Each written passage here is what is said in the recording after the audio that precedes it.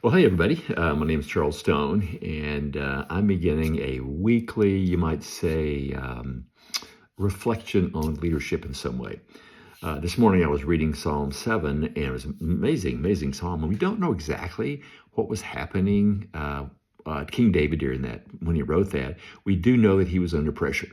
He was misunderstood, likely accused, struggling. Instead of defending himself, kind of spiraling inward, he did something counterintuitive. He invited God to examine it. And Psalm 7:9 says something like this: "O righteous God, who probes minds and hearts." And this phrase really matters, especially for leaders, because struggle is not a leadership failure. We're all going to struggle as leaders. Struggles are not evidence that something has gone wrong. They're part of leadership in a broken world in which we live and lead. David didn't deny the struggle. He didn't minimize it. He appealed to two things instead: God's faithfulness and God's righteousness, both of those. And when we welcome God's probing, good things happen. Now, what does it mean when I say God probes? We'll look back again, Psalm 7:9. David uses language that goes beyond a surface level evaluation. He uses the word mind, which points to motives and impulses and inclinations and what drives us beneath our awareness. But he also uses the word heart, which refers to kind of the center of our decision-making, our planning, and our direction. In other words, David wasn't asking God to review his outcomes. He was asking God to examine his inner leadership architecture. And neuroscience really helps us see why this matters. That's part of my passion, intersecting neuroscience with biblical truth.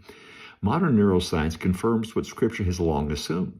Much of our leadership behavior is driven by non-conscious processes, and stress narrows perspective and biases our self-evaluation. And without intentional reflection, we default to self-justification, not self-awareness. Healthy leaders need kind of an external perspective. And for Christian believers, for Christian leaders, the most reliable perspective is God's. God-directed self-assessment interrupts blind spots the brain can't see on its own. And there's a simple leadership framework from Psalm 7:9. David's prayer points us toward three areas every leader must regularly examine. First is intent. That is, why am I doing? What am I doing? What motives are shaping my reactions under pressure? That's intent. The second one is direction. Where is this leadership taking me and others? Is my pace aligned with God's faithfulness to Him, or driven by urgency and fear? The third one is character. Who am I becoming as I lead? Not just what I'm producing, but what this season is forming in me. And now, it's important to understand that ongoing assessment really makes us better. Welcoming God's probing doesn't weaken leadership. It actually strengthens it. It clarifies judgment. It